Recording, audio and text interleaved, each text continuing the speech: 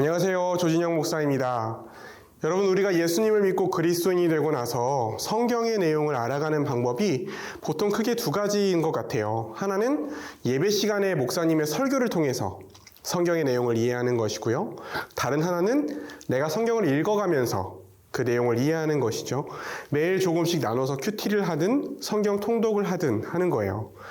그런데 성경의 이 부분 저 부분에 관한 설교를 우리가 듣다 보면 내 삶에 적용도 되고 은혜도 되는데 정작 성경 줄거리 전체를 하나로 연결시켜서 체계적으로 이해하는 데는 어려움이 있습니다.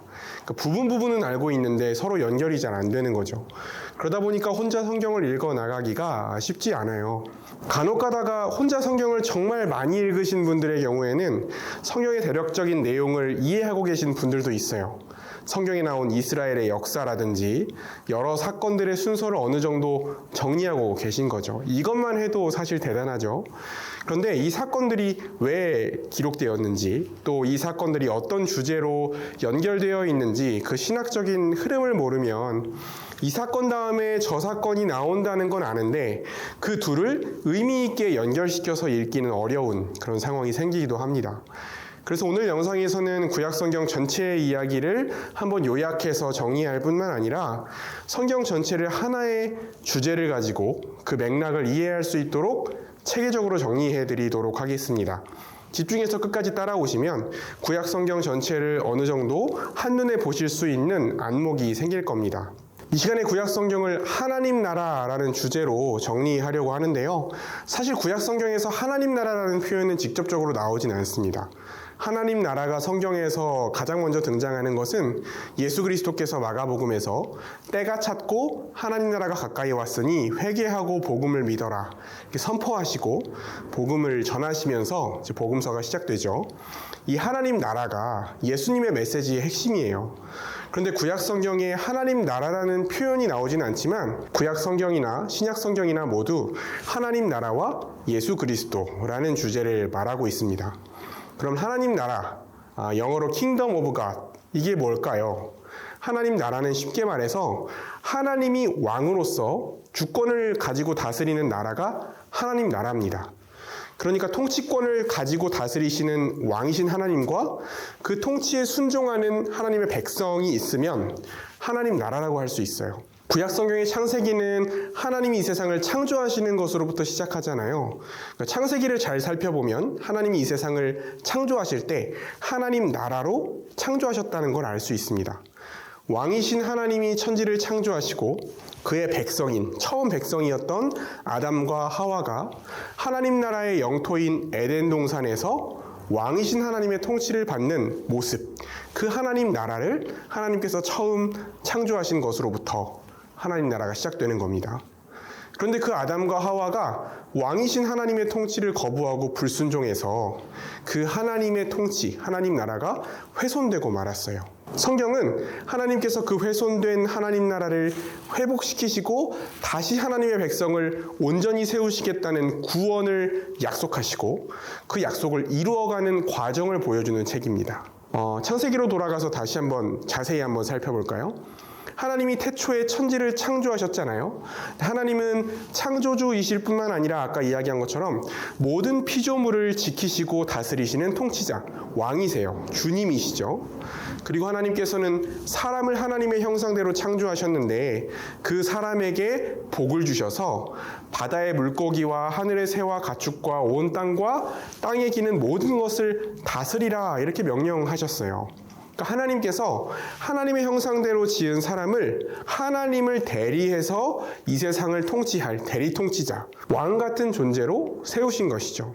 그래서 사람은 진정한 왕이신 하나님의 통치를 받으면서 그 하나님의 뜻을 반영해서 세상을 다스리는, 그래서 에덴 동산으로부터 시작해서 온 땅의 하나님 나라를 확장하는 그런 사명을 받은 것이죠. 그런데 그 인간이 뱀의 모습을 한 사탄의 유혹을 받아서 자기가 피조물에 불과하다는 사실을 잊어버리고 스스로 하나님처럼 되고자 하는 교만한 마음을 품게 됐어요. 그래서 하나님의 통치를 거부하고 불순종했습니다. 하나님을 왕으로 섬기는 백성의 자리에서 벗어나서 스스로 그 왕의 자리를 차지하려고 한 거예요. 그래서 결국 하나님 나라에서 하나님의 다스림을 받을 때 누릴 수 있는 복과 하나님이 주신 왕권을 다 잃어버리고 하나님 나라의 땅인 에덴 동산에서 쫓겨나게 됩니다. 이때 하나님께서는 여자를 꾀어서 범죄하게 만든 뱀을 저주하시면서 뱀이 여자의 후손과 원수가 되게 하시고 여자의 후손이 뱀의 머리를 상하게 할 것이며 그 머리를 깨뜨릴 것이며 뱀은 여자의 후손의 발꿈치를 상하게 할 것이다. 이런 말씀을 하십니다. 이 말씀은요, 뱀으로 나타난 사단이 결국에는 머리가 깨지는 치명적인 상처를 입고 패배하게 될 것, 그리고 여자의 후손이 승리하게 될 것을 약속해 주신 말씀입니다. 여자의 후손으로 태어날 누군가가 인간의 잃어버린 왕권을 뱀에게서 다시 찾아오고 하나님 나라를 회복할 것을 하나님께서 미리 약속해 주신 것이죠. 이후에 이어지는 구약성경의 이야기는 인간의 죄로 인해서 저주받은 땅을 회복할 언약의 후손이 등장하기를 기다리면서 계보를 쭉 보여줍니다.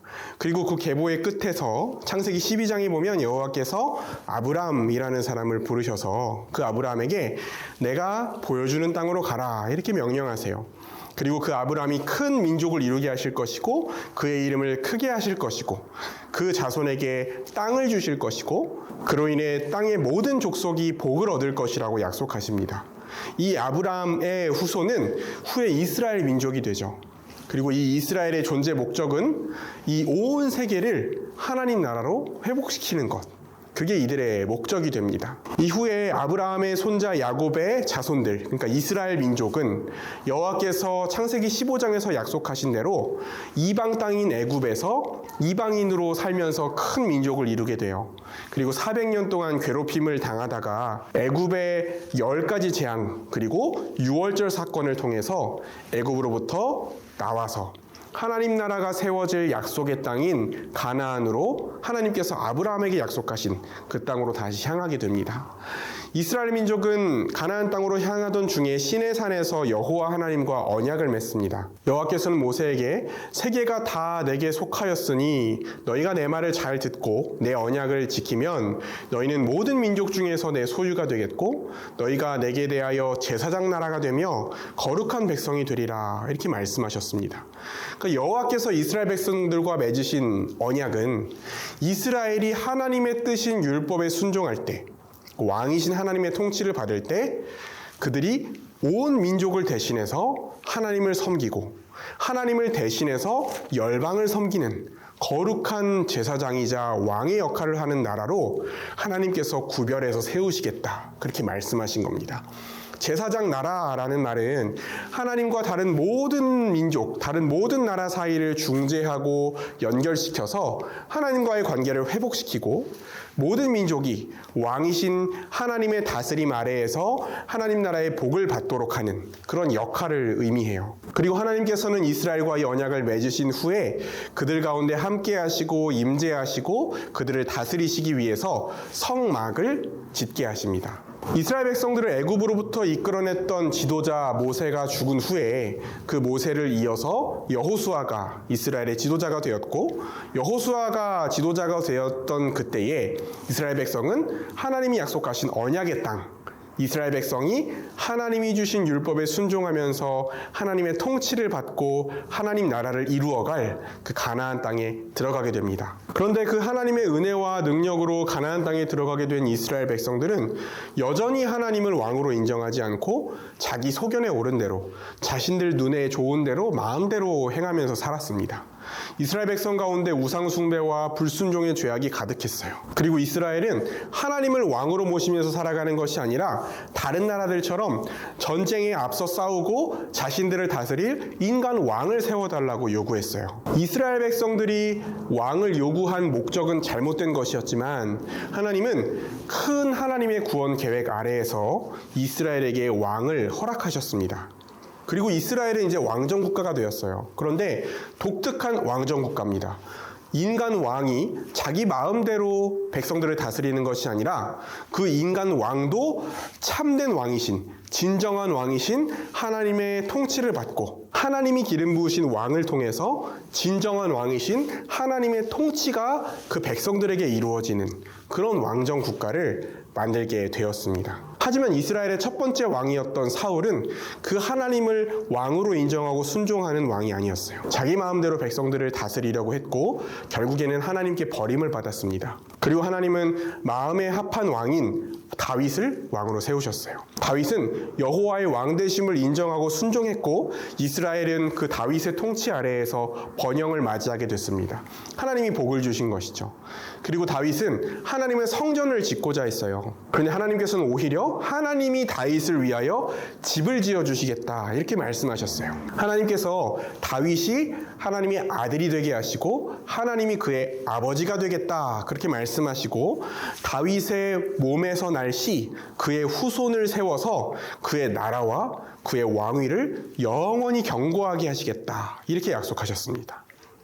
온 열방에 하나님 나라의 회복이 이루어질 것인데 다윗의 후손을 통해서 이루시겠다 그렇게 약속해 주신 거예요. 처음에는 여자의 후손을 통해서 그리고 아브라함의 후손을 통해서 그리고 이제는 다윗의 후손을 통해서 그 역사를 이루시겠다는 것이죠. 여러분 마침내 여호와께서 아브라함에게 약속하셨던 대로 하나님의 백성으로 선택받은 이스라엘 자손이 수많은 백성으로 번성했고 하나님이 이스라엘 백성에게 아브라함에게 약속하신 가나안 땅을 차지하게 됐고 그곳에서 여호와께서 기름 부으신 왕을 통해서 하나님의 통치가 이루어지게 됐어요. 그리고 그 아들 솔로몬이 왕이 되었을 때 솔로몬은 지혜와 공의와 여호와를 경외하는 모습으로 백성들을 다스렸고 하나님의 임재를 상징하는 성전을 이스라엘의 중심인 예루살렘 중앙에 건축했어요. 이스라엘 백성들은 바닷가에 모래와 같이 많게 되었고 먹고 마시는 것에 모자람이 없이 풍족하게 살게 됐습니다. 평안과 안식을 누리면서 사실상 하나님 나라의 복과 영광을 보여주는 그런 나라가 되었어요. 하나님은 신실하게 언약을 성취하셨고 이스라엘 백성들은 신실하신 하나님을 경외하면서 살아가면 되는 거였습니다. 그리고 그 모든 민족은 여호와께서 이스라엘에게 복 주신 것을 보시고 또 그 여호와를 경외하고 순종하는 이스라엘 백성들을 보면서 하나님께로 나아오게 되는 것이죠. 그게 하나님이 원하신 그림이었어요. 그런데 이런 솔로몬의 통치와 이스라엘 백성들이 하나님 나라의 복을 누리는 것은 그들이 하나님의 약속을 잘 지키고 계명을 잘 따를 때 지속되는 것이었습니다. 솔로몬은 이방 여인들과 결혼하면서 그 여인들에게 마음을 뺏겨서 하나님께로부터 돌아서게 됐어요. 그 다른 이방 민족의 여인들을 따라서 다른 신들의 산당을 짓고 우상을 숭배하고 여호와 앞에 악을 행했습니다. 결국 이스라엘은 북이스라엘과 남유다로 분열되게 되었어요. 그리고 두 나라의 왕들과 백성들도 계속해서 하나님의 계명을 어기고 우상 숭배를 하고 죄를 지었습니다. 하나님의 언약과 말씀을 버린 북이스라엘은 아수르라는 나라에 의해서 멸망을 당했고 남유다는 바벨론에 의해서 예루살렘의 성전과 궁전이 불태워지고 백성들은 약속의 땅 가나안에서 쫓겨나서 바벨론의 포로로 끌려가게 됐습니다. 이스라엘 백성들은 하나님이 아브라함과 언약을 맺으시면서 약속하셨고 다윗과 솔로몬 때에 완전히 성취된 것으로 보였던 그 약속의 땅을 잃어버리게 됐습니다. 하나님의 임재와 통치의 상징이었던 그리고 예배의 처소였던 성전도 파괴됐고 남유다 왕국을 통해서 이어지는 것처럼 보였던 다윗의 왕권도 사라져버렸어요. 그런데 유대의 멸망이 임박했던 그 시기에 예레미야 선지자가 이스라엘의 회복을 예언하면서 여호와의 새 언약을 공포합니다. 예레미야 33장 31절에서 34절을 보면 여호와께서 이스라엘 집과 유다 집에 맺으실 새 언약을 말씀하시는데요. 이스라엘이 비록 시내산에서 하나님과 맺었던 언약을 깨뜨렸지만 하나님께서 새 언약을 이루실 그때가 되면 하나님의 법, 하나님의 율법을 그 백성의 마음속에 두고 기록하시겠다. 그렇게 말씀하셨어요. 그리고 그들이 하나님의 백성이 되게 하시겠다. 다시 약속해 주신 겁니다. 에스겔 선지자를 통해서도 새 언약에 대해서 약속해 주셨는데요. 에스겔 선지자에게는 한 목자이자 여호와의 종이자 왕인 새 다윗을 세워서 그를 통해서 하나님 나라를 회복시키시고 그 백성이 다시 안식의 복을 누리게 하시겠다. 그렇게 약속해 주셨습니다. 또 여호와께서 그 백성들에게 새 마음을 주셔서 하나님의 말씀을 순종할 수 있게 만드시겠다. 그렇게 약속해 주셨어요. 또 그 백성에게 새 영, 여호와의 영을 부어주시겠다 이렇게도 말씀하셨습니다. 이사야 선지자에게도 말씀을 주셨는데요. 다윗의 후손에서 날 새 다윗이 왕위에 앉을 것인데 왕과 통치자로서 그의 나라를 영원히 다스릴 자다 그렇게 예언했습니다. 그리고 그 왕은 성령으로 기름 부음 받은 왕으로서 그가 통치할 때 새 창조가 일어날 것이고 새 출애굽이 이루어져서 모든 민족이 구원을 받고 하나님 나라에 들어오게 될 것이다 이런 예언을 하게 하셨어요. 그리고 이 바벨론의 포로로 끌려간 유다 백성들은 언약을 반드시 이루시는 하나님의 은혜로 바사왕 고레스 때에 고레스가 칙령을 내려서 다시 이스라엘 땅으로 돌아가게 됩니다. 하나님은 이 죄를 회개하고 다시 하나님의 율법을 지키겠다고 헌신하는 이스라엘 백성들에게 여러 대적들의 방해에도 불구하고 다시 예루살렘의 성전을 재건하게 하시고 예루살렘의 무너진 성벽도 다시 짓게 해주셨습니다. 이 성전을 다시 지은 것은 이스라엘에 대한 하나님의 통치 그리고 자기 백성에 대한 은혜가 다시 회복되었다는 것을 의미합니다. 하나님께서 약속하신 여자의 후손 그리고 아브라함의 후손 다윗의 후손인 영원한 왕 장차 올 그 왕을 통해서 하나님이 통치하시는 영원한 하나님 나라를 세우실 거라는 약속이 아직 끝나지 않은 것이죠. 여기까지가 구약성경 전체의 이야기를 요약하면서 하나님 나라의 관점으로 구약성경 전체를 살펴본 내용입니다. 이 큰 흐름 안에서 성경은 각 권마다 그리고 사건들마다 하나님 나라와 연결되고 하나님의 언약과 연결되고 예수 그리스도와 연결되는 이 보물과 같은 내용들이 풍성하게 기록되어 있어요. 그래서 오늘 이 전체적인 흐름을 한번 들어보신 분들 중에서 이 내용에 정말 관심이 있고 구약 성경을 정말 체계적으로 제대로 읽고 정리해보고 싶으신 분들을 위해서 스터디 모임을 제가 만들었습니다. 성경을 하나의 이야기로 체계적으로 이해하고 싶으신 분들, 구약 성경을 예수 그리스도와 좀 연결시켜서 이해해보고 싶다 하는 분들, 또 성경에 대해서 좀 마음 놓고 질문해보고 답변도 듣고 생각해볼 수 있는 그런 시간을 좀 갖고 싶은 분들, 또 매주 설교를 들을 때 이 설교가 성경 전체에서 어떤 흐름에서 나온 내용이다라는 것들을 잘 이해하고 싶으신 분들은 스터디에 참여하셔서 함께 공부하면 좋겠어요. 참여하시고 싶으신 분들은 영상 아래 링크를 통해서 스터디 모임을 신청해 주시면 11월 첫째 주부터 8주 동안 구약 성경의 전반부를 쉽고 꼼꼼하게 또 분명하고 풍성하게 함께 살펴보도록 하겠습니다. 그리고 스터디에 참여하시는 분들은 일부러 시간을 내신 만큼 중간중간에 성경을 읽는 방법이나 궁금했던 점들, 정리가 필요했던 내용들에 관해서 질문을 받고 답변하는 시간도 가지려고 합니다. 많이 신청해 주셔서 함께 계속해서 이 하나님 나라와 예수 그리스도의 십자가 복음을 잘 알아가는 기회가 됐으면 좋겠습니다. 긴 영상 시청해 주셔서 감사합니다.